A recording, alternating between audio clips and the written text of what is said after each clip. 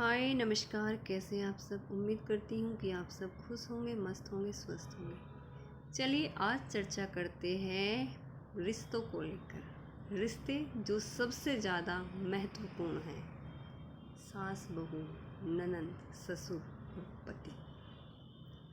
अक्सर इन रिश्तों में सभी को एक दूसरे से शिकायत होती है। माता पिता को बेटे बहू से, बेटे बहू को माता पिता से, भाभी को ननंद से, ननंद को भाभी से। लेकिन ये शिकायतें क्यों होती हैं? इनका कारण क्या है? कारण है असमानता।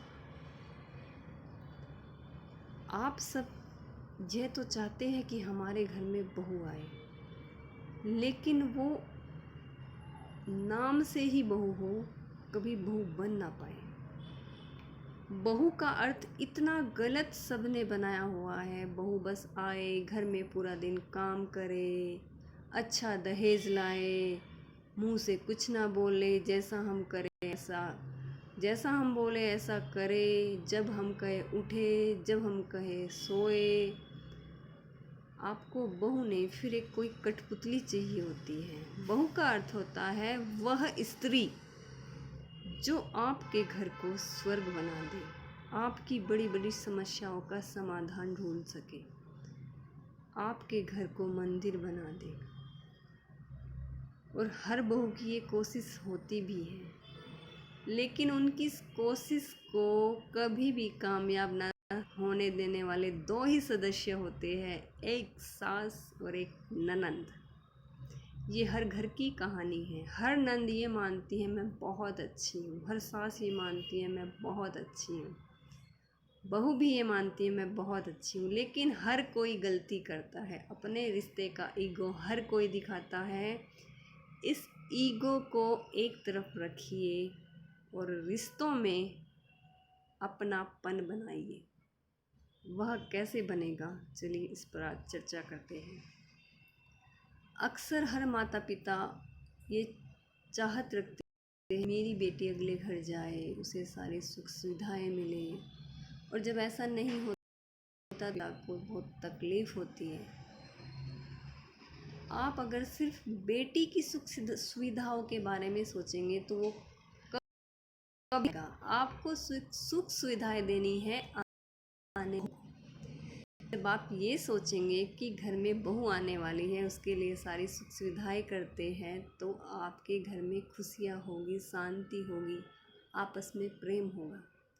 आप अपने घर में अपने बजट के हिसाब से, अपनी हैसियत के हिसाब से वो सब सुविधाएं दीजिए जो हर इंसान के लिए ज़रूरी होती है। सबसे पहले आप चलिए बेटी के लिए ही कर लीजिए। आप बेटियों के लिए सारी सुविधाएं करते हैं, जब उन सुविधाओं का इस्तेमाल आपकी बहुएं करती है तो आपको बड़ी तकलीफ़ होती है। आपकी बेटी देर से उठेगी, चलेगा। बहू देर से उठेगी, बिल्कुल नहीं चलेगा। उसको ताने मारे जाएंगे, उसे संस्कारहीन कहा जाएगा, बिल्कुल गलत। आपकी बेटी संस्कारहीन है, ये आप सुनकर खुश होंगे या दुखी होंगे? आपकी बेटी में संस्कार है, जब आपको ये बोला जाएगा तो आप बहुत खुश होंगे। आपकी बेटी को संस्कारहीन बोला जाएगा तो आपको कितनी तकलीफ़ होगी। बिल्कुल यही तकलीफ़ हर माता पिता को होती है जब किसी बहू को ये शब्द बोले जाते हैं और वो अपने मायके में जाकर किसी को भी बोलती है। ठीक है, कुछ चीज़ें ऐसी होती हैं बहुएं नहीं सीख पाती हैं घर में, बेटियां नहीं सीख पाती हैं घर में। आप खुद देख लीजिए, आपने अपनी बेटी को सारे काम सिखा कर भेजे हैं? नहीं ना। जो काम वो नहीं कर पाएगी, ठीक है, अगले घर जाके सीख लेगी, क्या फ़र्क पड़ता है? आप उसको ताने क्यों मारते हो? आप अपनी बेटी को जब आज शिक्षा अच्छी दे रहे हो तो सीधी सी बात है कि आप सारे काम उससे नहीं करा पाते होंगे, क्योंकि पढ़ाई में इतना टाइम लगता है तो बच्चे के पास पढ़ने का टाइम नहीं होता है। आपकी बेटी है तो आप बोलेंगे सीख लेगी, क्या आफत आ रही है, सीख लेगी, पढ़ती है, टाइम होगा सीख लेगी, नौकर लगा लेगी, अगले घर जाके नौकर लगा लेगी।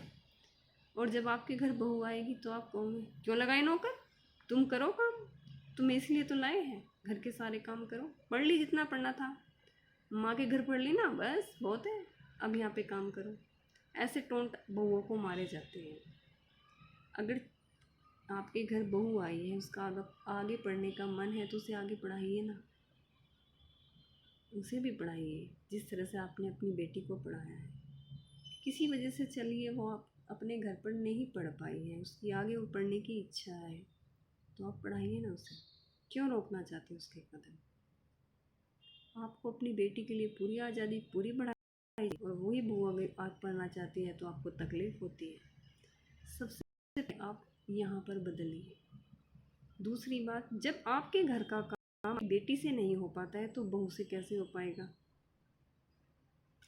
हर इंसान की ताकत एक जैसी नहीं होती, कोई थोड़ा कमज़ोर होता है, कोई थोड़ा स्ट्रॉन्ग होता है। काम करने में सब एक जैसे नहीं होते, किसी से कम होता है, किसी से ज़्यादा।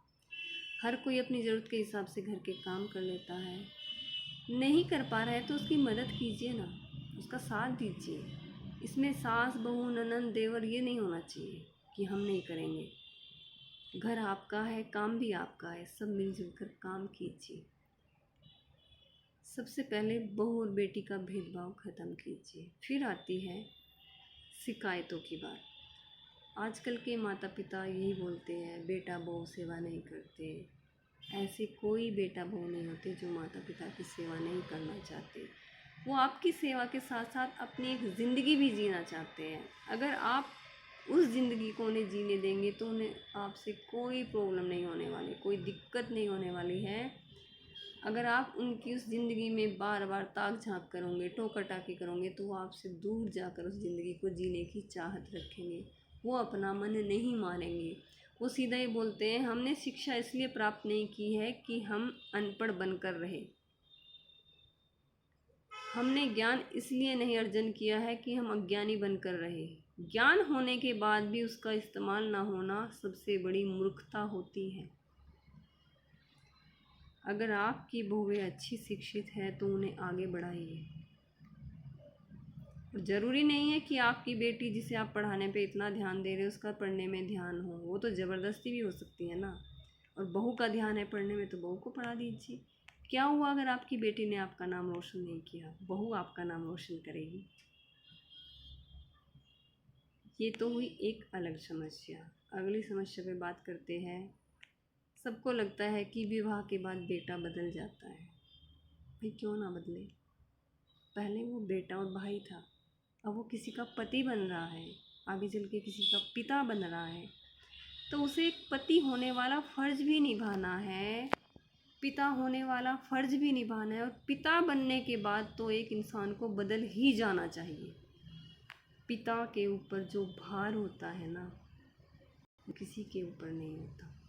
पिता को सबका ध्यान रखना होता है, अपने माता पिता, अपनी जीवन संगिनी, अपनी संतान। एक इंसान के ऊपर इतना ज़्यादा दबाव आ जाता है और माता पिता बहनें बस उसे वही भाई देखना चाहती है, वही बेटा देखना चाहती है जो वो विवाह से पहले था।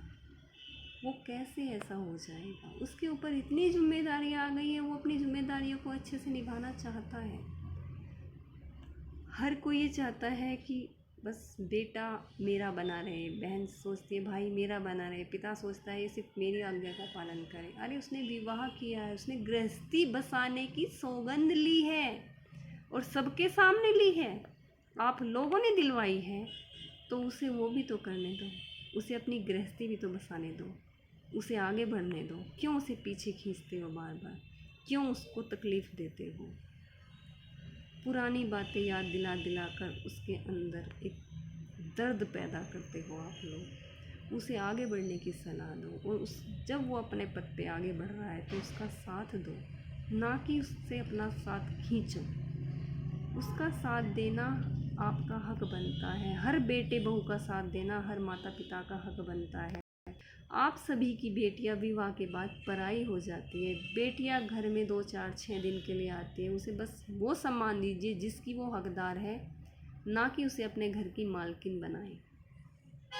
ये बात मैं पूरे समाज के लिए कह रही हूँ, अपने स्वयं के लिए भी कह रही हूँ। मैं अपने